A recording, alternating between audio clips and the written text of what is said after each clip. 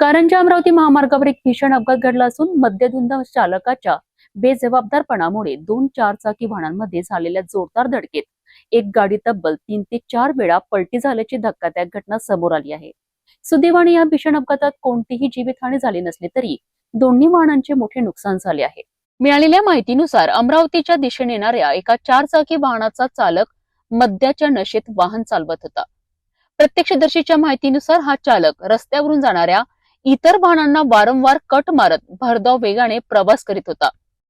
काही अंतरानंतर बडेगाव ते खेरडा दरम्यान त्याचे वाहनावरील नियंत्रण सुटले आणि समोरून येणाऱ्या दुसऱ्या चारचाकी वाहनाला जोरदार धडक बसली।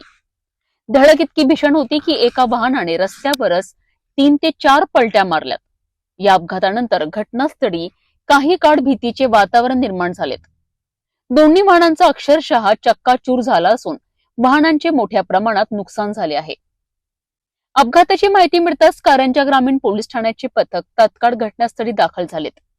पोलिसांनी परिस्थिती नियंत्रणात आणत दोन्ही अपघातग्रस्त वाहने ताब्यात घेतली आणि ती कारंजा ग्रामीण पोलीस स्टेशनमध्ये जमा केली आहे। या अपघातात दोन्ही वाहनावरील सर्व प्रवासी सुदैवाने सुरक्षित बचावले असून कोणतीही जीवितहानी झालेली नाही। मद्यधुन अवस्थेत वाहन चालवणाऱ्या चालकांच्या बेजबाबदारपणामुळे महामार्गावर अपघातांचे प्रमाण वाढत असल्याची चिंता नागरिकांकडून व्यक्त केली जात आहे। या घटनेनंतर संबंधित चालकाविरोधात कठोर कारवाई करण्याची मागणीही जोर धरत आहे।